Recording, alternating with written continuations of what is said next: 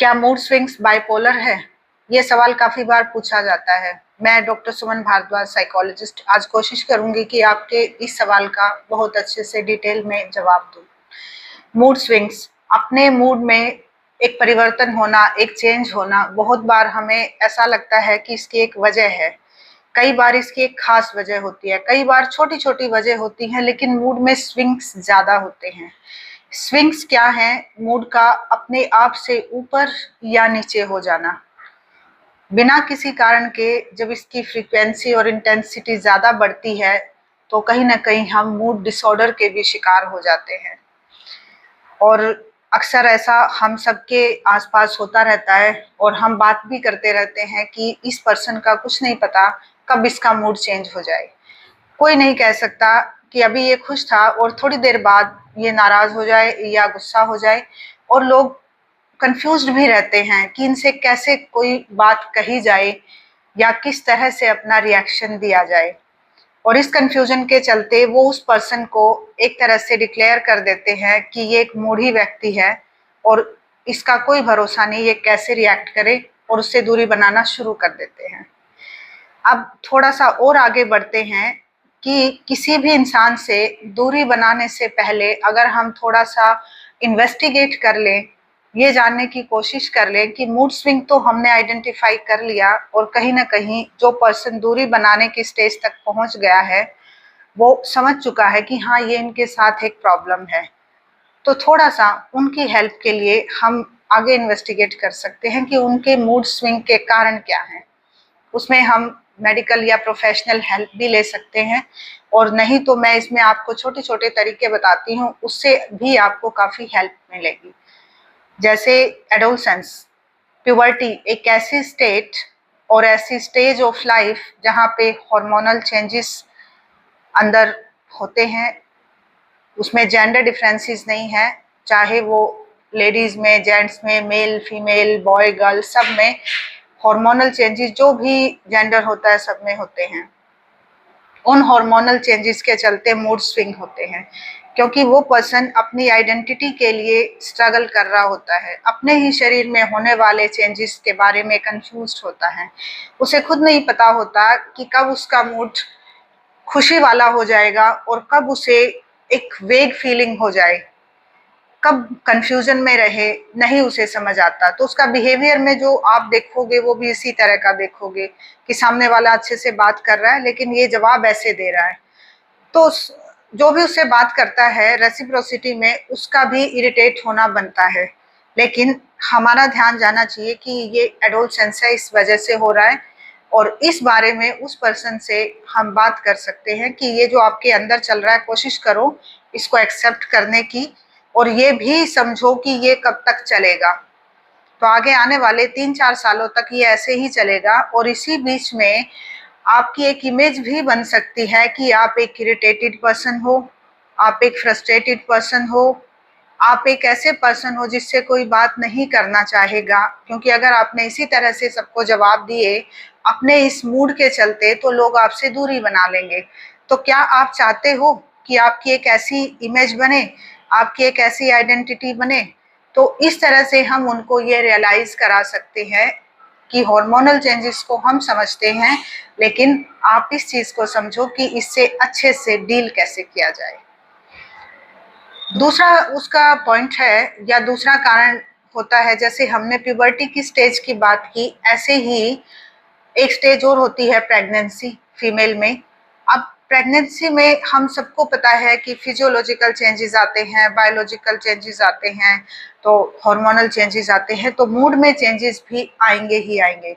हालांकि pregnant lady जो होती है उसके मूड के स्विंग्स को हर कोई समझ लेता है और काफी हद तक कोऑपरेट भी करते हैं, बट क्योंकि एक लंबा टाइम पीरियड होता है तो कहीं ना कहीं उसमें भी कमी रह जाती है।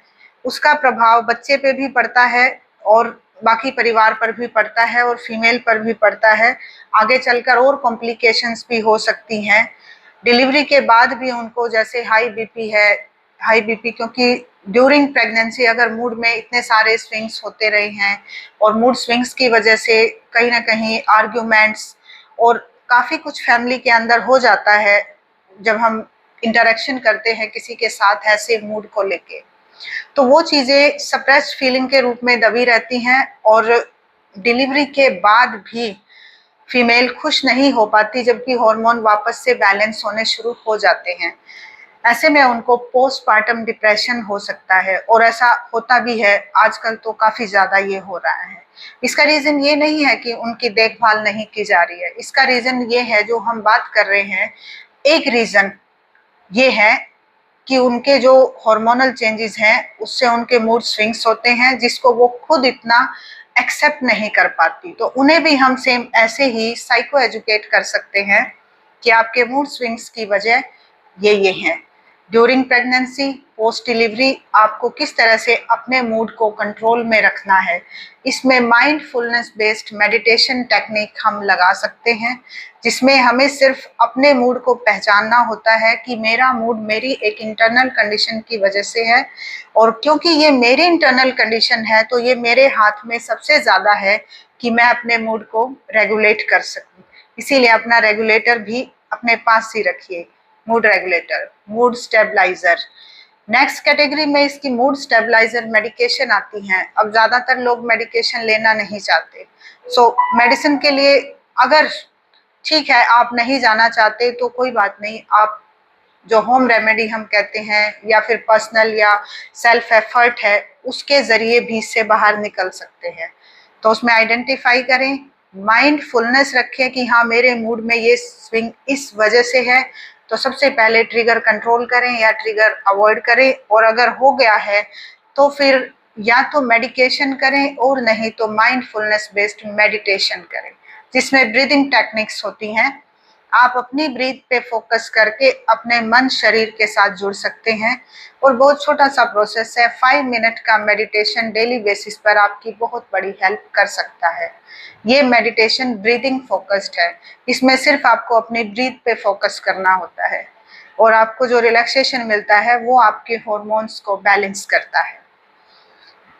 तीसरा पॉइंट आता है मेनोपॉज, एक ऐसी स्टेट, एक ऐसा फेज जहां पर जो प्यूबर्टी का रिवर्स आप कह सकते हो, प्यूबर्टी शुरुआत थी और यहाँ पर वो खत्म हो रहा है।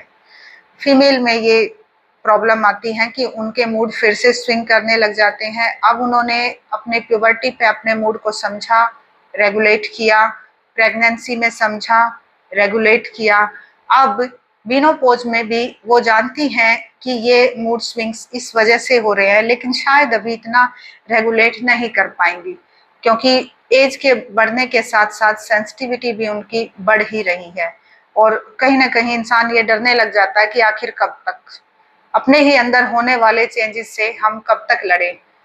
तो ऐसे में उनके लिए फैमिली सपोर्ट, परिवार उनको समझे कि इनका अगर मेनोपॉज का टाइम है तो ये मूड स्विंग्स उस वजह से हैं, और उस पर्सन को खुद भी कोशिश करनी चाहिए फैमिली को ये सब शेयर करने की।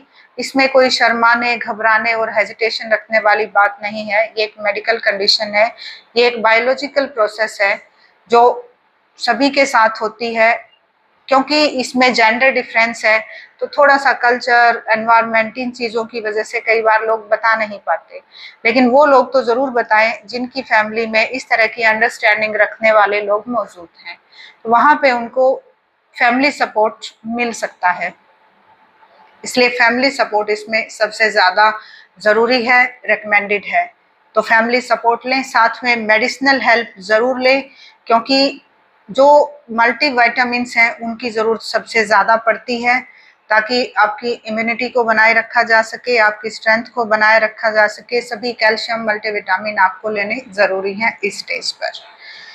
हमने इसमें जो सबसे ज़्यादा फैक्टर अफेक्टिंग है मूड के लिए उनका जिक्र किया है, लेकिन इसके अलावा और भी बहुत सारे मूड के ऐसे फैक्टर्स हैं जिसके बारे में शायद आप नहीं जानते हैं, लेकिन आपको जानना ज़रूरी है। वो हम अपने नेक्स्ट वीडियो में आपसे शेयर करेंगे।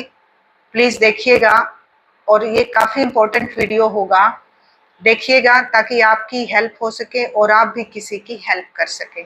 वीडियो को लास्ट तक देखने के लिए धन्यवाद। लाइक, शेयर और सब्सक्राइब कीजिएगा।